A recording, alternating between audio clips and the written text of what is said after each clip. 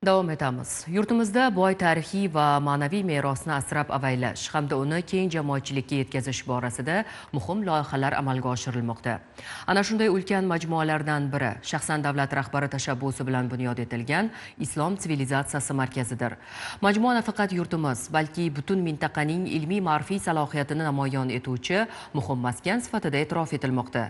Bu yerda noyob qo'lyozmalar, tarixiy manbalar va bebaho eksponatlar jamlangan. Mavzuni muxbirimiz davom ettiradi. O'zbekistondagi Islom sivilizatsiyasi markazi tarix va kelajak tutashgan nuqta. Poytaxtimizning qadimiy Qorasaroy ko'chasida qad rostlagan ushbu majmuani chin ma'noda nafaqat O'zbekiston, balki butun islom olami uchun yangi ma'rifat mayog'i deyish mumkin. Davlatimiz rahbari Shavkat Mirziyoyev tashabbusi bilan bunyod etilgan Islom sivilizatsiyasi markazi bugun milliy g'ururimizning yorqin timsollaridan biriga aylanib ulgurdi. Yakuniga yetib borayotgan haftada, ya'ni 17-mart kuni prezidentimiz ushbu markazga tashrif buyurdi va majmua rasman ochildi. Ortimda ko'rib turganingiz shunchaki mahobatli majmua emas. Bu o'zbek xalqining boy tarixi va islom sivilizatsiyasiga qo'shgan ulkan hissasining zamonaviy ko'zgusidir. Markaziy Osiyoda o'xshashi yo'q bo'lgan bu majmua o'zida nafaqat sharqona me'morchilikni, balki eng ilg'or zamonaviy texnologiyalarni ham birlashtira olgan. 10 gektar maydon, 65 metrlik gumbaz va 4 tomonda qadimiy shaharlarimiz uslublarida qad rostlagan portallar. Bino faqatgina me'morchilik durdonasi emas. Bu yerda Sotpis va Kristis kabi nufuzli auksionlardan qaytarib olib kelingan 100 ga yaqin nodir artefaktlar, qadimiy qo'lyozma va multimedia texnologiyalari uyg'unlashgan.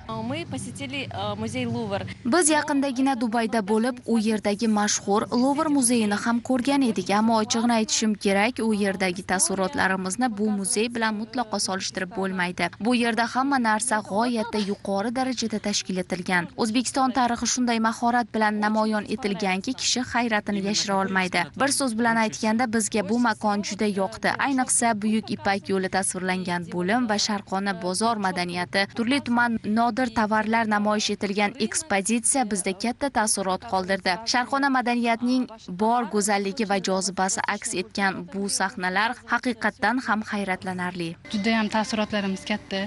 O'zbekistonning ko'plab diqqatga sazovor joylarini aylangan bo'lsak, bu yer boshqacha taassurot qoldirdi.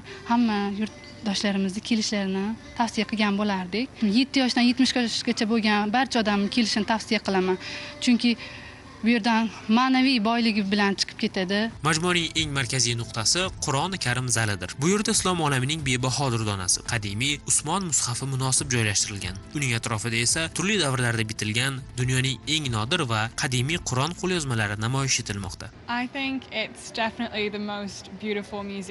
Mening nazarimda bu men umrim davomida ko'rgan eng go'zal muzey. Haqiqatdan ham hayratlanarli markaz ekan. Hammasi juda qiziqarli va odamni o'ziga jalb qiladigan darajada tashkil etilgan. Bu yerda ilgari o'zim mutlaqo bilmagan ko'plab yangi ma'lumotlarni o'rgandim. Islom dini va uni yaratgan barcha qadriyatlar meni lol qoldirdi. Bo'limlarda har bir buyuk alloma haqida alohida to'xtalib o'tilgan va bu menga juda yoqdi. Ayniqsa astronomiya va aynan shu zaminda ilm-fanning rivojlanishiga bag'ishlangan qism g'oyatda ta'sirli. Toshkentga kelsangiz, bu yerga albatta tashrif buyurishingiz shart. Men avstraliyalik hamyurtlarimga ham xuddi shunday maslahat beraman.